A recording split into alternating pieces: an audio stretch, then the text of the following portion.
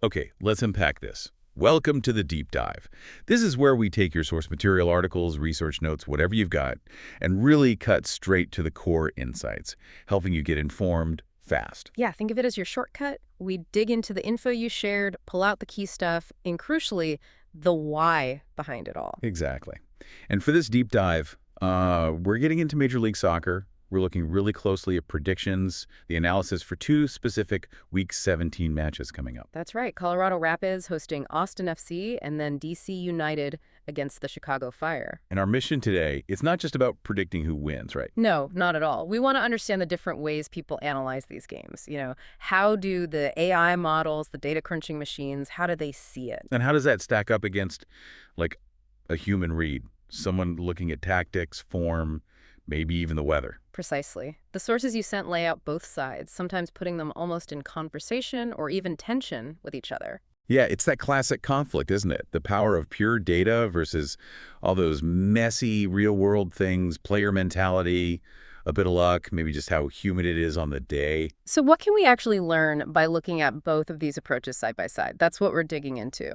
Okay, let's kick things off out west then. Thin air, Rocky Mountains, Colorado Rapids, hosting Austin FC Saturday night. What's the first take? What are the AI models telling us here? Right, so the numbers in the source material give us a few layers. If you start with like a pretty fundamental tool, the Poisson model. Okay, the basic stats predictor. Yeah, basically, it projects 1.48 goals expected for Colorado and about 0.86 for Austin. So edge Colorado. Definitely. That basic calculation gives the Rapids something like a 43.2% win probability, and that's mostly down to the home advantage. Plus, they've been reasonably efficient finishers. Okay, so the baseline view is Colorado at home, likely winners. But the sources went deeper, didn't they? Mentioned a whole suite of models, an ensemble. Ah, yes, the ensemble. That's where it gets really interesting, I think. The analysis didn't just stop at Poisson. It brought in a whole bunch of advanced machine learning models. Like what? Things like XGBoost, random forest. You've got MLP, which is a type of neural network, and light GBM. These are, pretty complex algorithms designed to spot patterns that simpler models might miss. And did they all agree? Well, that's the interesting part. The source pointed out that within this ensemble, there was actually some disagreement. Not all the models were singing from the same hymn sheet. Huh. So the machines don't always agree. Why would, say, XGBoost see it differently from a neural net? Good question. Yeah. And that gives us our first kind of key insight into how these models work, right? Different types can prioritize different factors in the data. Okay. So maybe an XGBoost or a random forest is really sensitive to recent results or specific tactical trends. Perhaps it's picking up on Austin showing some signs of defensive improvement lately. Right, maybe better underlying defensive numbers. Could be. Whereas a neural net, the MLP, might be better at seeing, deeper structural things. Like the source mentioned, it picked up on Austin's midfield being decent at holding the ball in certain zones. So different models, different perspectives on the data, leading to different leanings. Some may be seeing a draw, others giving Austin a bit more hope. Exactly. Some might lean draw. Some might think Austin has a decent shot at grabbing a point or more. Fascinating. So how did the analysis bring it all together then? Resolve this machine disagreement? They used what's called a meta-classifier ensemble. You can think of it almost like another layer, a model that learns how to best weigh the predictions from all the other models in the ensemble. Like a manager for the models. Sort of, yeah. And by combining the strengths, looking at where they agree and disagree, this meta-model ultimately nudged the final probability back towards a Colorado win. Got it. So putting it all together, this combined AI view, what are the most likely specific outcomes according to the numbers? Okay, looking at the scoreline probabilities crunched out by the models, the single most likely result is a 1-0 Colorado win. That came in at 14.18% probability. Okay, tight game. Yeah. A 1-1 draw isn't far behind, actually, at 12.33%. And then a 2-0 Colorado win is third most likely at 9.62%. So the overall statistical picture is low scoring, bit cagey, probably Colorado edges it at home. That's the statistical outlook, yeah. The models aren't screaming goal fest here, more of a tactical battle. All right, that's the sophisticated data crunch. Now let's bring in the human element. How does a tactical perspective, maybe someone watching the games closely, how does that layer on top? Or maybe even push back against the models? This is where the nuance really kicks in, and it's such a critical part of the analysis presented in the sources. Models are brilliant at history, at patterns and data, but they can't feel the game, right? They can't fully capture something like Colorado's very specific home advantage. It's not just home field, it's the altitude, which genuinely saps visiting teams. It's a tighter pitch than some, limiting space, and it's that high-intensity press they employ. Makes it hard to breathe, hard to play. Exactly. And how does that apply specifically to this Austin team right now? Yeah, what's the human read on Austin walking into that environment? Well, the human analysis in the source acknowledges that Austin might be improving statistically in some areas. Maybe their defensive XG, the quality of chances they allow is getting better. Maybe their midfield retention numbers look okay, stuff the models would pick up on. But the perception, the human read, is that they're still maybe a little bit vulnerable up front and maybe prone to defensive errors when put under sustained, intense pressure, like the kind Colorado can bring at home. You mean like getting caught chasing the game, maybe stretched at the back trying to deal with someone like Mihailovic breaking forward? Precisely that kind of scenario. The models see midfield retention stats, maybe. The human analysis asks, what happens to that retention after 70 minutes of chasing shadows at altitude? Does that structure hold? The human prediction assumes that pressure creates specific breaking points. Okay, so factoring all that in, the altitude, the press, Austin's potential vulnerabilities under pressure, what's the specific prediction from the human angle? Does it differ much from the model's 1-mil? It does, actually. The human prediction outlined in the source leans towards a 2-1 win for Colorado. Okay, 2-1. How do they see that unfolding? The thinking is something like this. Colorado maybe gets the first goal from a set piece, leveraging that tight pitch, maybe a header off a corner or free kick. Think Navarro. Right. Then, maybe later in the game, as Austin tires and pushes forward a bit, Mihailovic hits them on the transition, makes it 2-0. And Austin gets one back. Yeah, Austin manages to sneak one late, maybe a bit scrappy, making the final score 2-1. Looks closer than perhaps the run of play felt for large parts. Interesting. So that's clearly different from the model's most likely 1-0. Does the human analysis sometimes just disagree with the models? Say, I see the numbers, but I think this other factor is more important. Yeah, it acts as a kind of override or maybe a contextual filter based on these high-impact, real-world factors. So it might look at those draw predictions from some of the models, the XG boost or random forest. Exactly. And the human analysis might say, okay, I see why the model might lean that way based on recent form patterns, but the altitude fatigue, the relentless press, Austin maybe wilting under that pressure, that makes a draw feel less likely to me right now in this specific game. Precisely. It's about applying those real-world pressure points to the statistical probabilities. It's weighting the context. Okay, yeah, this is super helpful in understanding the two approaches. So if you've got the model probabilities on one hand, the human tactical read on the other, how might someone actually use this combined insight? The sources used betting examples, not as advice, obviously, but just to illustrate applying the analysis. Right. The examples are purely illustrative of the process. So if someone looks at all this and really aligns with that human 2-1 prediction, they might look at the Colorado money line just betting on them to win straight up. And see if the price, the odds, make sense. Yeah. If it's offered at, say, plus 130, they'd ask themselves, does that price offer value given my strong belief in a Colorado win, maybe even a multi-goal win? And what if they leaned into that specific 2-1 scoreline, the higher scoring scenario compared to the model's 1-mil? Well, if they see more goals in the game, perhaps because Austin nabs one late, then maybe the over 2.5 goals market could be interesting, especially if the price is something like Natick 112. Or maybe a bit more cautious. Yeah. Still liking Colorado, but worried about that draw potential the model's flagged. Then the Colorado draw no bet option could appeal. You back Colorado, but if it ends in a draw, you get your stake back. If that's priced around Megadis 135, maybe that feels like a good balance of risk and reward based on the analysis. The key insight, though, isn't the bet itself. It's how the analysis informs the decision. It's about finding perceived value, not chasing guaranteed winners. And managing your approach. Absolutely. Consistency, managing your resources. The source mentioned the 2% rule, like never risking more than a small fraction of your bankroll on any single play. It's crucial. Let the analysis guide you, not gut feelings or reactions to recent results. All right, super clear in Colorado, Austin. Let's switch gears, head east.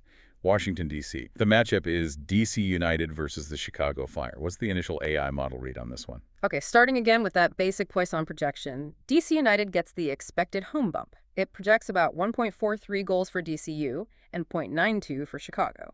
So similar baselines to the first game narrow edge for the home team probability-wise. That's the basic picture, yes. But what about the more sophisticated models, the full ensemble? Do they agree with the Poisson here? Ah, no. This is where we see a different pattern emerge compared to the Colorado match. For DC United versus Chicago Fire, the ensemble models XGBoost, Random Forest, Light KBM, MLP, they were actually clustering around a draw consensus. Oh, interesting. So the advanced models are saying, hold on, maybe leaning draw, even though the basic stats favor DCU slightly. Why the caution? That feels like another key insight into model behavior. It really is. Insight number 2, perhaps. Advanced models can be better at picking up on factors that increase uncertainty or volatility, things that make the outcome harder to predict than usual. And what's causing that uncertainty here? The source suggests the most likely reason for this draw consensus among the models is Chicago's unpredictable game script, specifically because they're missing key players. The models recognize that when core pieces are out, the team's usual patterns get disrupted. Which makes standard prediction harder. Exactly. It increases the calculated probability for less predictable outcomes, like a draw. The models are essentially saying things are less certain here than normal. Okay, so what is that specific real-world context? Who are Chicago missing that's making the models cautious and presumably catching the eye of the human analysts? Right. This is absolutely critical context that the source highlighted, and it's where the human analysis really diverges from just seeing uncertainty. Chicago has significant absences. Very cool. Brian Gutierrez, key attacker, 5 goals this season. He's out because of a direct red card. Then there's DJ Villa, also suspended, yellow card accumulation. So 2 midfield starters gone. 2 midfield starters gone, plus the Source Knights, Chris Mueller and Chase Gasper, are still unavailable. That's a big hit to their spine, particularly through the middle of the park. That definitely changes things. And there was something about conditions, too. Yes, crucial factor. An away game in Washington, D.C. in June. The forecast mentioned is high humidity, like 79%, plus a high dew point. The source explicitly points this out. It turns the match into a real endurance battle. And that favors. That heavily favors the home side, D.C. United.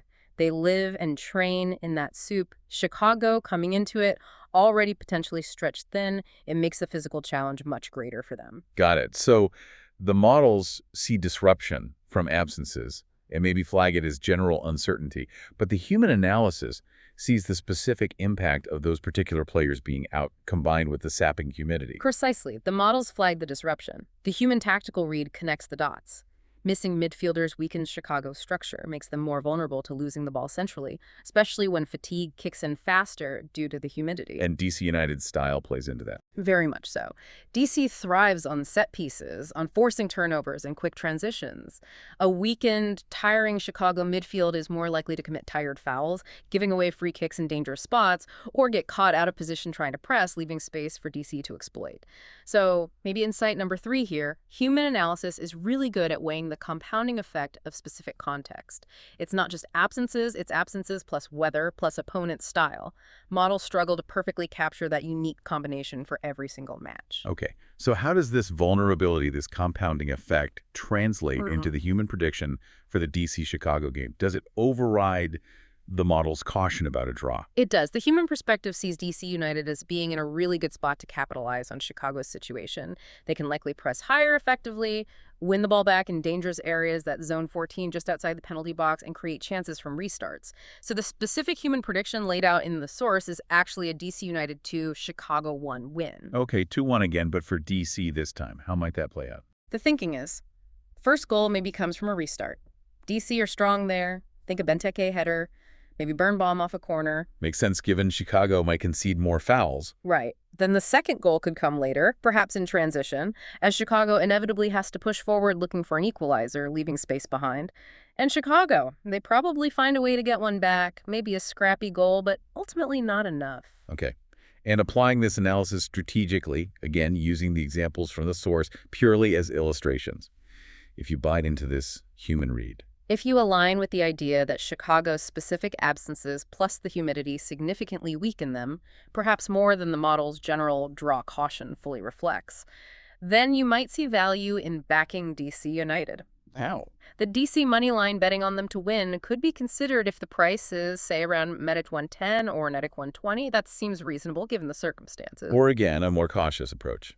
The draw no bet option is there too. If you Got it. can get DC DNB under maybe -145, that offers that safety net if the game does somehow end level, despite the analysis pointing towards a DC win. And there was one more interesting point from this source regarding this match. Oh, yeah. Watching the market itself.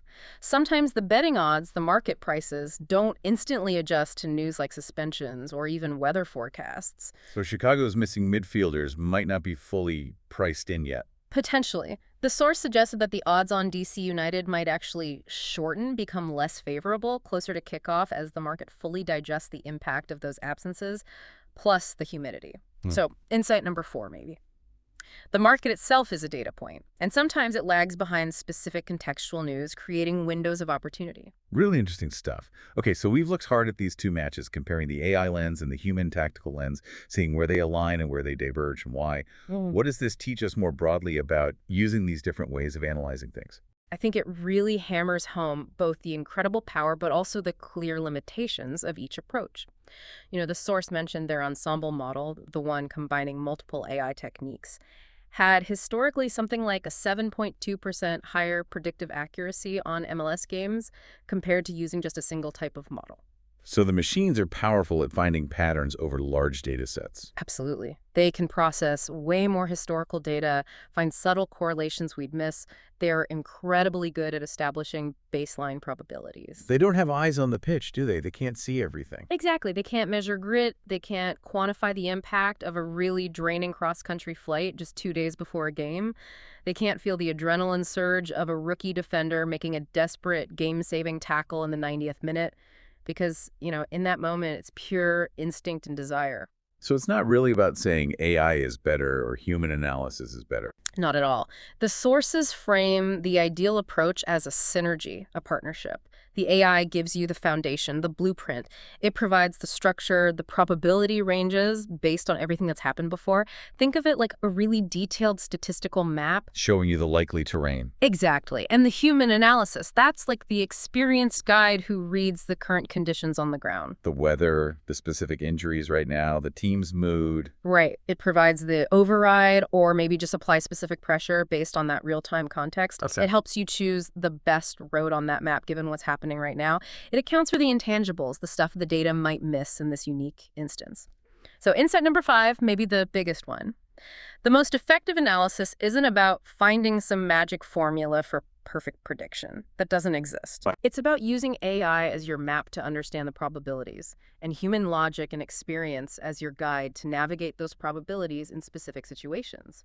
It helps you spot potential value, find edges, and just as importantly, helps you eliminate bad analysis like completely ignoring major injuries or obvious weather factors. So the goal is more about being consistently smart, avoiding big mistakes, rather than trying to guarantee you'll always be right. Precisely.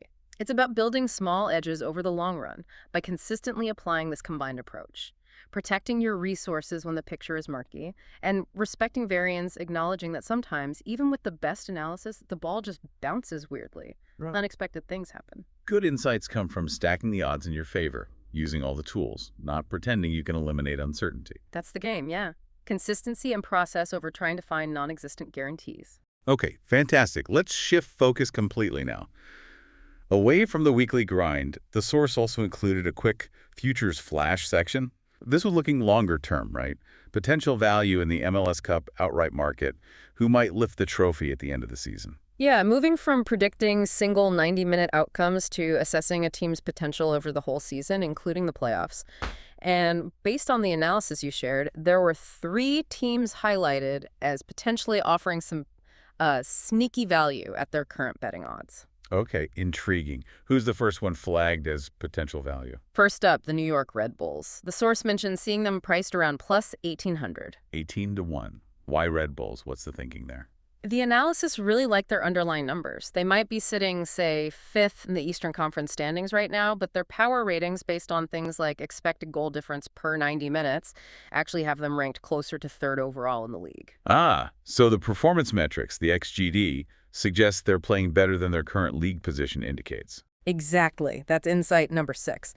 Those underlying metrics like XGD can sometimes reveal teams performing better or worse than their raw points total suggests. Plus, the source noted their signature high press is working well again. The midfield connection looks solid. And they have depth. Crucially, yes. Depth is key for navigating the summer fixtures, potential injuries, and the intensity of the playoffs. The source described them as being built for ugly wins. Which often translates well to playoff soccer. Very often, yeah, grinding out results. Okay, Red Bulls at plus 1,800. Who's the second team identified with potential value? This one might raise a few eyebrows. The Vancouver Whitecaps, listed around plus 2,500. Vancouver. Freely. At potential MLS Cup winners. Okay, you have to explain the rationale there from the source. Well, the analysis pointed to a couple of key things. First, their home underlying numbers are fantastic. They apparently have the best home expected goals metric in the entire Western Conference. When they play at BC Place, they create quality chances consistently. Okay, strong at home. What else? Their key attackers, Ryan Gold and Brian White, are putting up really strong numbers. Combined, they're generating over .75 expected goals per 90 minutes, which is pretty elite production. So, insight number 7. Sometimes the market might undervalue teams with elite individual producers, especially if they combine that with fortress-like home form. The source basically felt that plus 2,500 price was disrespectful, given those factors, if they can secure home games in the playoffs. Right, that's the big if, isn't it? Because their away form is notoriously shaky. That is the major caveat the source absolutely mentioned. They have to figure out how to get results on the road. But the potential upside at that price, based on home dominance and those key players firing, was seen as compelling. Okay, interesting case. And the final team, the real long shot value play. Orlando City. Christ, way out there, around plus 3,300, definitely in the lottery ticket category, but the analysis suggested maybe worth a small look. 33 to 1. What's the argument for Orlando? The source pointed to a few things. Reasonably balanced shot creation, pretty solid defensive discipline, but crucially, they've apparently played one of the toughest schedules in the entire league so far this season. So they're battle-tested. Very much so. And the analysis suggests they seem to be trending upwards as the season progresses, maybe benefiting from that tough start. Insight number 8. Teams that come through hard early schedules, showing resilience, especially defensively, can be dangerous come playoff time. They have that tough-to-beat quality. Yeah, the source described them as having a we don't need style, we just win vibe. That defensive structure plus enough attacking balance makes them a potentially awkward opponent in a two-legged playoff series. They could upset stronger teams. So for someone looking at this long-term MLS Cup market, how might they use these insights? Just pick one. The strategy tip from the source was actually quite smart, I thought. It suggested not putting all your eggs in one basket. Consider laddering your exposure. Laddering, what does that mean? Spreading your investment across different tiers of odds or perceived risk. So maybe you still have a small position on one of the big favorites, the chalk. Then you add a mid-tier team where the underlying numbers look good, like maybe the Red Bulls. And then you sprinkle just a little bit on a live-long shot with potential upside, like Orlando. Ah, so you're giving yourself multiple ways to potentially hit a winner at different payout level. Exactly. It diversifies your approach across the season, gives you different teams to root for with different potential payoffs, without concentrating all your risk on just one outcome. Makes sense. And that, I think, brings us towards the end of this deep dive. We've covered a lot of ground match predictions for Colorado, Austin, DC, Chicago, really dug into how AI models and human analysis work together, or sometimes clash, and even glanced at the MLS Cup futures. Yeah, and the core takeaway for you, the listener, after going through all this analysis from the sources, it's really that gaining knowledge, making informed decisions, whether it's soccer, business, whatever, it isn't about finding certainty.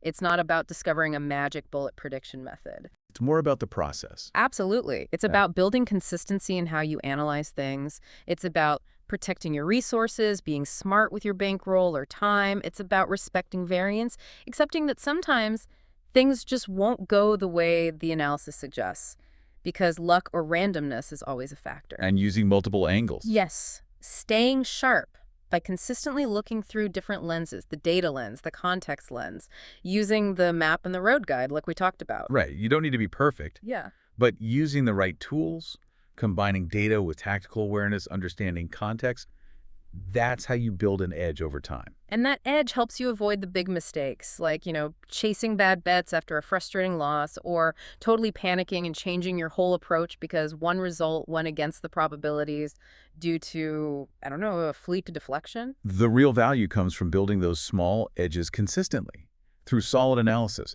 not from searching for guarantees that don't exist. Well put. So, as you think about future games, or maybe other complex situations you analyze, consider this. How would you weigh the quantitative data versus the qualitative real-world context? What factors, maybe from your own experience, stand out as being particularly important?